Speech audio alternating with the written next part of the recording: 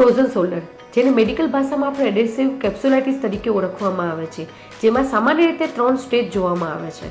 First છે freezing stage, જેમાં દુખાવો જનરલી વધી જતો હોય છે. ખભાની આજુબાજુ તમને દુખાવો થવા માંડે છે. ખાસ કરીને આ દુખાવો રાત્રે વધી જતો હોય છે. ખભાની હલનચલન ઓછી થવા લાગે છે, જેનો સમયગાળો 3 થી 6 મહિના સુધીનો હોય છે.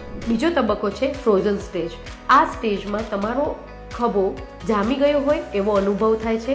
તમારા ખભાની જે હલનચલન છે બહુ મર્યાદિત થઈ જાય છે, દુખાવો ઓછો થઈ જાય છે, પણ આપણે હાથને ઉપર લઈ જવું હોય કે પાછળ લઈ જવું હોય જે બહુ મર્યાદિત થઈ જતું હોય છે. આનો સમયગાળો 4 થી 9 મહિના સુધી જોવા મળે છે. ત્રીજો સ્ટેજ છે થ્રોવિંગ સ્ટેજ. આ સ્ટેજને રિકવરી સ્ટેજ બી કહેવામાં આવે છે, એટલે કે તમારી જે હલનચલન છે એમાં સુધારો થતો જોવા મળે છે. દુખાવો ધીરે ધીરે ઓછો થાય છે અને તમારી મૂવમેન્ટ રિકવર થવાની સ્ટાર્ટ થઈ જાય છે. આ તબક્કો થોડો લોંગ ટાઈમ માટે હોય છે, એટલે કે 9 મહિનાથી 2 વર્ષ સુધીનો બી સમયગાળો લાગે છે.